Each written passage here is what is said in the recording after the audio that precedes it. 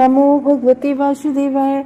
तो आज हम लोग जो है श्रीमद् भागवतम के इस तृतीय स्कंद के 11वें अध्याय का 18वां श्लोक लेते हैं।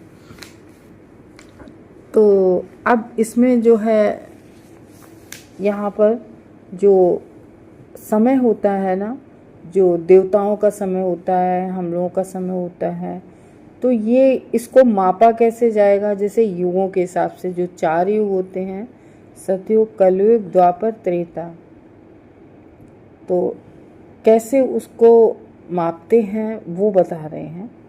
मैत्रेय उवाच कृतं त्रेता द्वापरं च कलिश्चेति चतुर्युगं दिव्यर्द्वादर्शिभिर्वर्षे सावधानं निरूपितम्। तो मैत्रेय उवाच, मैत्रेय ऋषि बता रहे हैं विदुर महाराज को। मैत्रेय कह रहे हैं, श्री मैत्रेय मुनि ने कहा कि कृतम, त्रेता, द्वापर, च कलिश, ये चारों युग हैं। क्योंकि कृतम को कहते हैं सतयुग, त्रेता को त्रेता, द्वापर को द्वापर, कलिश चेतु कलयुग। तो ये सतयुग, कलयुग, द्वापर, त्रेता, ये चारों जो युग हैं, कलिश चेची चतुर्युगम, चारों जो युग हैं इनका दिव्य द्वासन। तो ये क्या होते हैं? ये इस प्रकार से जो चतुर्युग हैं ये देवताओं, दिव्य यानी देवताओं के, द्वादशी भी यानी कि देवताओं के जो 12,000 वर्ष होते हैं लगभग, उनको निश्चित किया जाता है।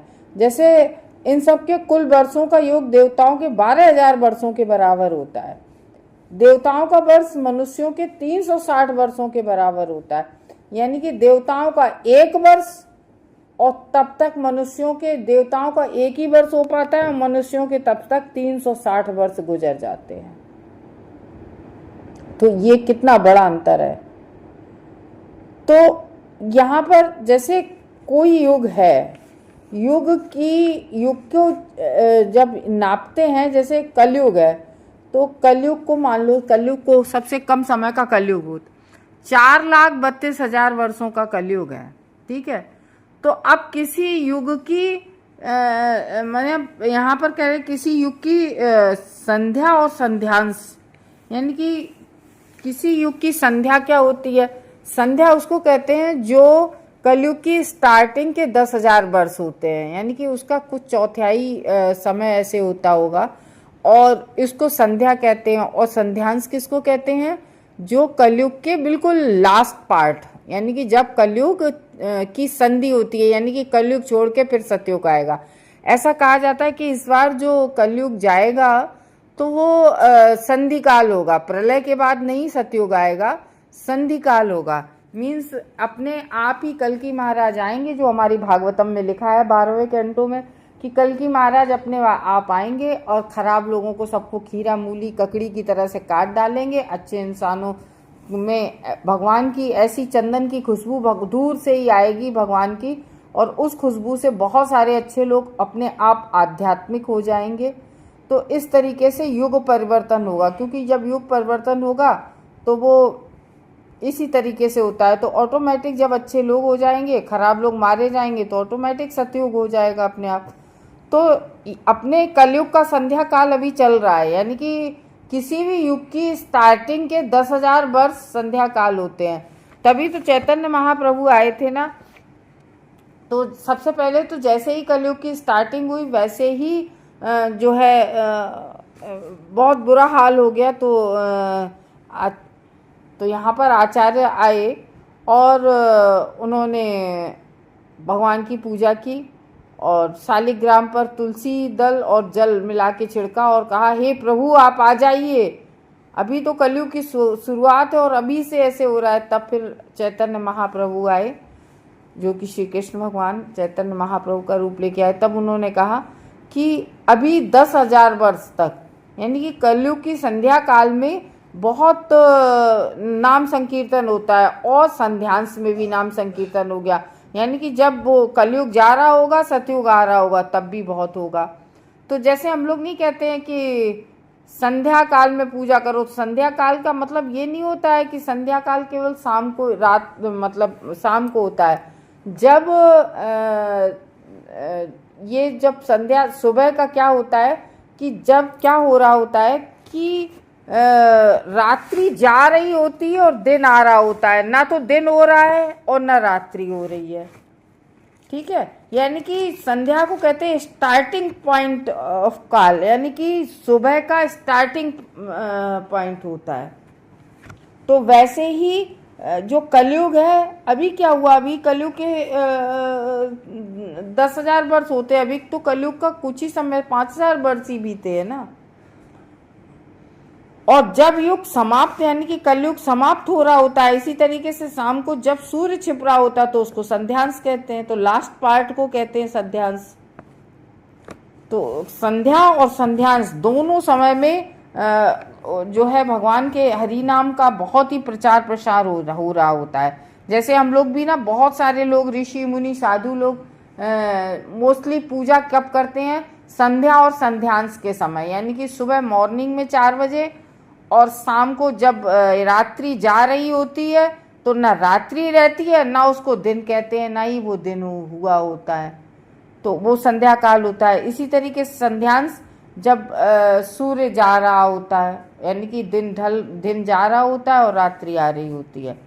तो देवताओं का वर्ष मनुष्यों के 360 के बराबर है। और आगे के श्लोकों में बिल्कुल स्पष्ट हो जाएगा धीरे धीरे कि देवताओं के जो 12,000 वर्ष हैं, जिसमें संधिकाल की अवधियां यानी कि जो युग संध्याएं सम्मिलित हैं, तो ये जो 4 युग हैं, सतयुग, द्वापर, त्रेता, कलयुग, इन युगों के योग के तुल्य है। इस तरह से उपयुक्त चारों युगों का संपूर्ण योग क्या होता है, 43,20,000 वर्ष होते हैं। ये इनकी जो है काउंटिंग है। चत्वारि त्रीणि द्वे चैकं कृतादिषु यथाक्रमं संख्यातानि सहस्राणि द्विगुणाशि शतानि च। चत्वारि यानी कि 4, त्रीणि यानी कि 3, द्वे यानी कि 2, च भी और एकम मीन्स 1, तो 4, 3, 2, 1। कृत आदिसु यानी कि सतयुग में, यथाक्रमम बाद में, और जो उसके बाद सतयुग के बाद और भी क्रम आते रहते हैं यथाक्रम, बाद में अन्न संख्या वाले सहस्त्राणी, सहस्त्राणी किसको कहते हैं, हजारों को, दुगुणानी दुगना हो जाता है, शतानी 100 से भी। तो मतलब यहाँ पर ये मेजरमेंट हो रहा है ना युगों का, समय का, तो यहाँ पर कह रहे हैं कि यहाँ सब युगों का अलग अलग समय होता है कि फिर मतलब सतयुग, फिर उसके बाद में कह रहे हैं सतयुग की अवधि देवताओं के 4,08,000 वर्ष के तुल्य है, और त्रेता की 3,600 दैवी वर्षों के तुल्य है, और द्वापर की 2,400 वर्ष के तुल्य है, और कलयुग की अवधि सबसे कम 1,200 वर्ष दैवी वर्षों के तुल्य है। तो जिस तरीके से अनुवाद में बताया जा रहा है कि देवताओं का 1 वर्ष ऊपर के में, कि देवताओं का 1 वर्ष मनुष्यों के 360 वर्षों के बराबर होता है, यानी कि हमारे देवताओं का जब 1 वर्ष बीत पाता है तब हमारे 360 वर्ष बीत जाते हैं।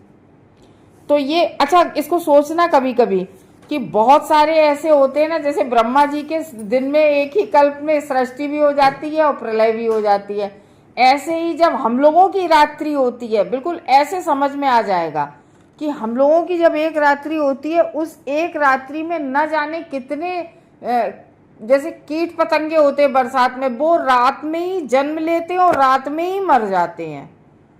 ये अपनी अपनी अलग अलग आयु होती है। जैसे कुत्ते की आयु होती है, कुत्ते की लोग बताते हैं कि 12 वर्ष आयु होती है, वो पूरे 12 वर्ष भी नहीं जी पाता है। गधे की आयु कितनी होती है, ऐसे बहुत कम कम आयु, किसी की 30, किसी की 12, किसी की कितनी। तो ये जो इन और बहुत सारी ऐसे कीट पतंग होते हैं जो हम रात में सोते ही रहते, हम जग नहीं पाते, कि उनका पूरा जीवन रात भर में बीत जाता है। ठीक है ना। तो इस तरीके से होता है कि सतयुग की अवधि, तो यहाँ पर अवधि चारों युगों की दी गई है कि सतयुग की अवधि 4,800 वर्ष में मल्टीप्लाई, बहुत बड़ी मल्टीप्लिकेशन है, और हम गणित में बहुत कमजोर हैं, इसलिए हम बहुत कायदे से नहीं बता पा रहे हैं जिस तरीके से भागवतम में लिखा है सेम वैसा ही पढ़े दे रहे हैं। तो सतयुग की अवधि 4800 वर्ष को मल्टीप्लाई 360 में इन्होंने किया है तो निकलता है 17,28,000 वर्ष हुई। इस तरह से त्रेता युग की अवधि को इन लोगों ने बताया है कि इसमें 3600 में मल्टीप्लाई किया 360 का तो निकलता है 12,96,000 वर्ष। द्वापर का समय इन्होंने निकाला है 2400 में मल्टीप्लाई किया 360 का निकलता है 8,64,000 वर्ष। और कलयुग की अवधि 1200 में मल्टीप्लाई किया 360 का तो निकलता है 4,32,000 वर्ष। तो इस तरीके से इसमें बता रहे हैं हर युग की किस प्रकार से 360 में, यानी कि जो हम लोगों के 360 वर्ष हैं उसको मल्टीप्लाई किया है इन युगों की अवधि से, ऐसे निकाला। हरे कृष्णा भक्त।